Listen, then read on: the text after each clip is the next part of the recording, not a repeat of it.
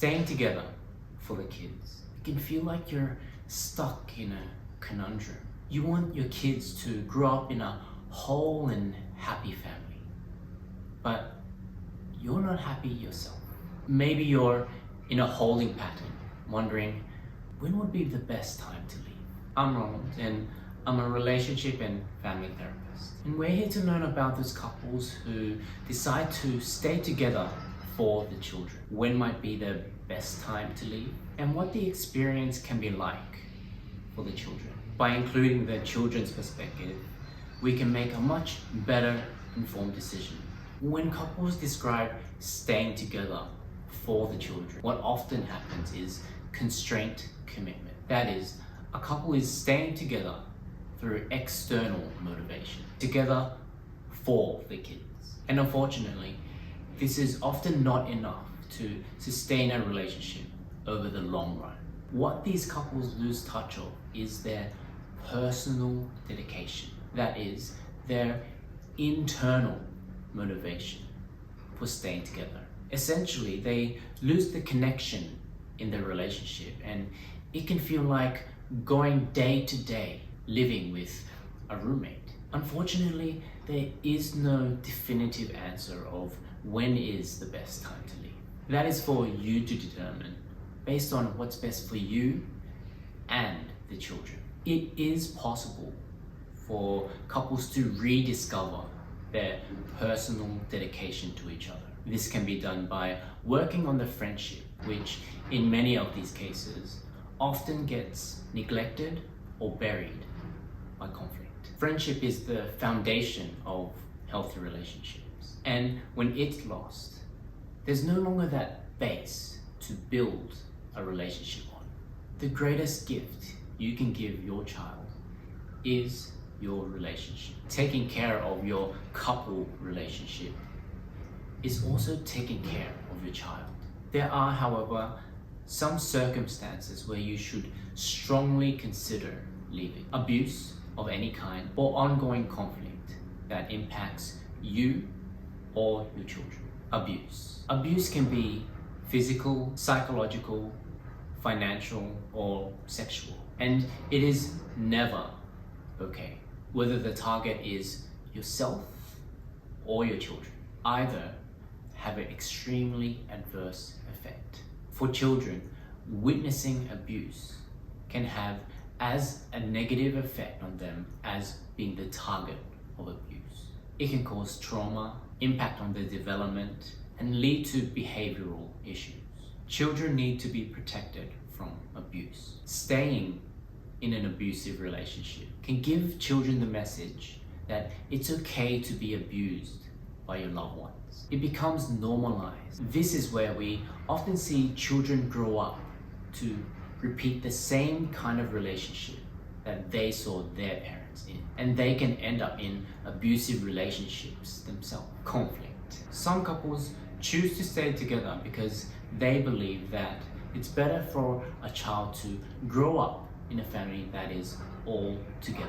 However, a whole family doesn't mean a healthy family.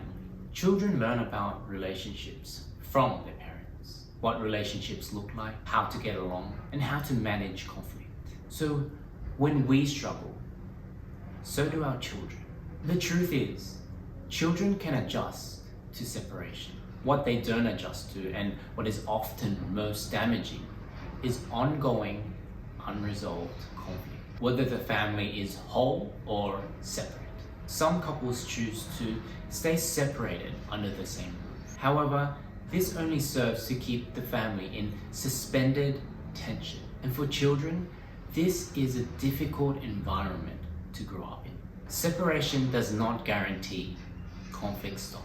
Aside from overtly arguing in front of the children, post-separation conflict can take many other forms, starting as simply as the explanation that children are told about why the parents chose to separate, also known as the separation story. A poorly formed separation story can expose children to adult issues and inadvertently place them in the middle of conflict, having them question who the good parent is and who the bad parent ways. Other ways in which conflict can continue post-separation: put downs.